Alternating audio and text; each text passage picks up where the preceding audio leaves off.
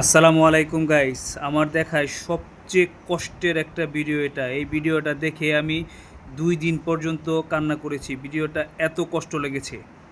আমরা মানুষ এই যে ডিভোর্স এই এত কিছু আর দেখেন পাখির মধ্যে পাখির জন্য কী পরিমাণ ভালোবাসা। আমাদের আসলে তাদের কাছ থেকে শিক্ষা নেওয়া উচিত। তাহলে এই সমাজের এই অবক্ষয় অনেকাংশে দূর হয়ে যাবে। ফাযাওজুকাল জান্নাহ।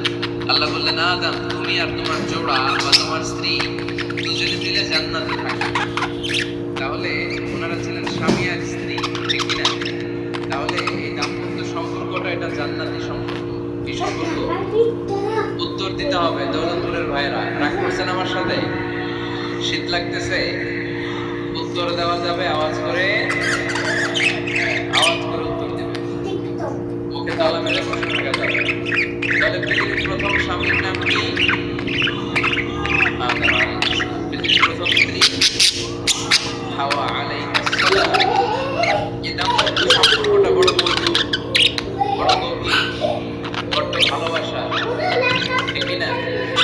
স্বামী আর স্ত্রী, স্বামী আর স্ত্রী এই সম্পর্কটাকে আল্লাহ তাআলা কোরআনে পোশাকের সাথে তুলনা করেছেন। কিসের সাথে?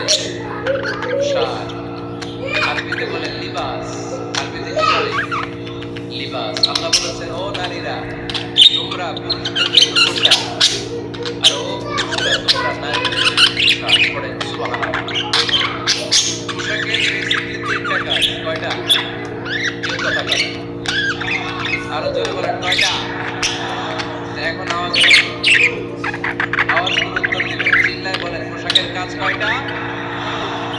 এভাবে শেষ পর্যন্ত বোঝায় যেন সাউন্ড পাস করা না লাগে।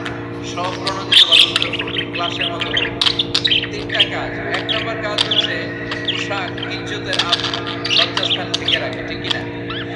আমাদের লজ্জাস্থান থেকে রেখেছে আমাদের পোশাক। ঠিক তেমনি স্বামী তার স্ত্রীর ইজ্জত হেফাজত করে, স্ত্রী তার স্বামীর ইজ্জত হেফাজত করে, স্বামী তার স্ত্রীর চরিত্র হেফাজত করে, আর স্ত্রী তার স্বামীর চরিত্র হেফাজত করে। এজন্য আল্লাহ একে অপরের উদাহরণ দিতে লিবাস বা পোশাকের সাথে তুলনা দিয়েছে।